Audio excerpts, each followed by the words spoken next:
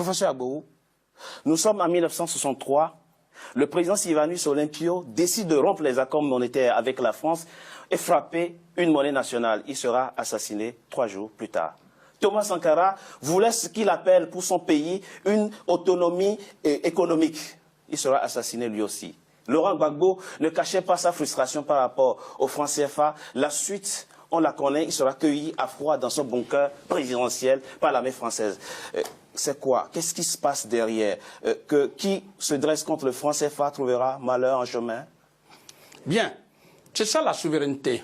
Ça veut dire, fondamentalement, la France n'a jamais donné l'indépendance, n'a jamais donné une véritable souveraineté aux pays africains. C'est ça. Parce que l'indépendance politique ne peut être affermie que par l'indépendance économique. Or, au cœur de l'économie se trouve la souveraineté monétaire.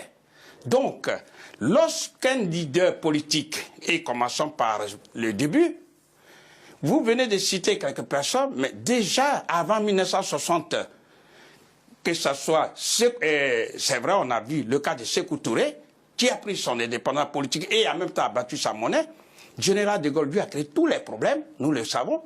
Mais après lui, il y a eu Djibo Bakary, du Niger, qui a été chassé par les Français pour mettre Amani Diori. Ensuite, nous avons eu Modibo Keïta du Mali, en 68. En 62. En 62, pardon, excusez-moi. Modibo Keïta était une lumière, avait déjà vu. Mais toutes les tractations, tout a été fait pour pouvoir finalement créer une inflation galopante. En un mot, Modibo Keïta est mort en prison, empoisonné. Ensuite, il y a eu, comme vous le dites, en 1963, Sylvanus Olympio, qui justement devait mettre sur la place publique sa monnaie, mais le 13 janvier 1963, il a été assassiné froidement. Ensuite, il y a eu ce qu'on pourrait appeler François Nguetta Tombalbaye du Tchad, qui a été aussi bombardé par les Français le 13 avril 1975. Le Libyen Kadhafi, qui justement voulait mettre la monnaie africaine en marche et a dégagé tous les moyens. Et le 20 octobre 2011, il a été tué par la France et les autres pays alliés à la France. Et enfin, le président Laurent Gbagbo. Et j'aimerais, c'est là surtout il faut tirer les leçons. Lorsque la France a compris que le président Gbagbo n'avait plus d'autre choix que de battre sa monnaie, eh bien, la France a donné l'ordre et toutes les banques en Côte d'Ivoire ont été fermées immédiatement, sans sommation. Et les réserves de votre pays, la Côte d'Ivoire, ont été bloquées. Non seulement ça, mais ce que je voudrais qu'on comprenne, parce que beaucoup n'ont pas encore compris, hélas. Lorsqu'on ferme une banque, toutes les banques, le chef d'entreprise ne peut pas aller retirer de l'argent. Donc, il ne peut pas faire marcher son entreprise. Il ne peut pas payer non plus les salaires. Ça, c'est un. Lorsqu'on ferme toutes les banques, le ménage ne peut pas aller retirer de l'argent. Donc, on ne peut pas nourrir la famille. On ne peut même pas se soigner. Du coup, on organise ce qu'on appelle un blocus.